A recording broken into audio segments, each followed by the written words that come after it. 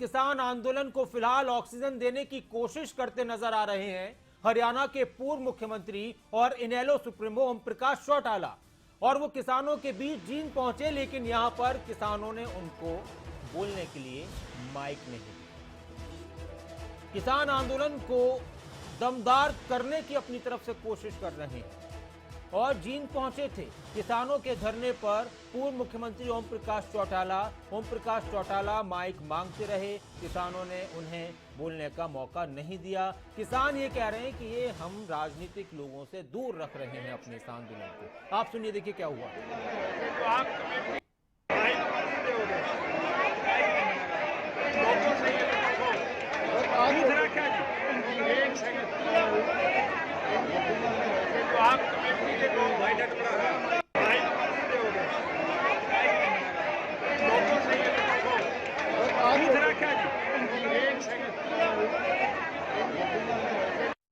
भाई कोई भी राजनेता नहीं बोलेगा, जे राजनेता बोलेगा तो ये धरना टूट जाता। आज ही हमारी व्यवस्था खराब हो गई थी। जो लोग आज आए हैं 8 महीने तक एक भी आदमी नहीं दिखाई दिया। वो सिर्फ माइक के चासुड़ू थे, मानना समर्थन देना, समर्थन कौन दिया भाई? डोगा मारिया, ले छोड़ दे, मेरे डोगा मारा है। और भाई हम तो अपना कानून का पालन कराएंगे। जब खटखट टोल प्लाजा का साफ कानून है, इस जनता से पूछिए अच्छा करे है बुरा। हम किसी राजनीतिक आदमी को माइक नहीं देंगे। जिस दिन माइक दे दिया हजारों मिनट कूद जाएंगे और धरना हमारा टूट जाएगा। क्यों राजनीति हमने कुछ नहीं दिखाई देता। हमने तो 3 काले कानून MFC पर गारंटी दिखाई दे है। तो खापों के प्रधान और किसान नेता ये कह रहे हैं कि अगर नेता हमारे आंदोलन में कूदे तो हमारा धरना टूट जाएगा। हरियाणा के पूर्व मुख्यमंत्री ओम प्रकाश चौटाला, इनेलो के सुप्रीमो ओम प्रकाश चौटाला लगातार किसानों के बीच जा रहे हैं और जींद में भी वो गए थे। एक बार फिर से वो तस्वीर आप देखिए। यहाँ उन्होंने माइक मांगा, उनको यहाँ पर जो कमेटी वगैरह के मेंबर थे, जो लोग थे, उन्होंने माइक नहीं दिया।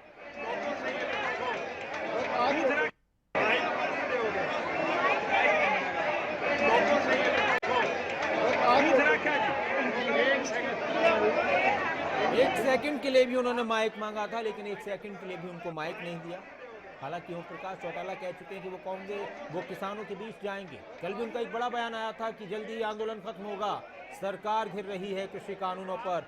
विजेंद्र कुमार हमारे संवाददाता हमारे साथ जुड़ चुके हैं। विजेंद्र, बाकी सब तो देख लिया, और जो खेड़ा खाप के प्रधान थे गालिबन, उन्होंने भी बात कही है कि हम इसलिए नहीं दे रहे कि ये राजनीतिक लोग नहीं हम बोलने देंगे। क्या कुछ हुआ था इस दौरान और क्या कुछ अंदर की बात है? बिल्कुल, लेकिन नासिर आज पूर्व मुख्यमंत्री और इनेलो के जो सुप्रीमो हैं ओम प्रकाश चौटाला जींद खटखट टोल प्लाजा पर आए थे। हालांकि उनको और टोल प्लाजा पर भी उनका प्रस्तावित कार्यक्रम था, वहां भी वो गए थे। प्लाजा की जो कमेटी है, उन्होंने देखिए निर्णय लिया है कि वो किसी भी राजनेता को मंच से संबोधित करने नहीं देंगे। अगर कोई अपना यहाँ पर समर्थन देने आता है तो बेशक आए, बैठे किसानों के बीच में और जाए। और उसी कड़ी में आज ओम प्रकाश चौटाला आए, करीब आधा घंटा वो बैठे।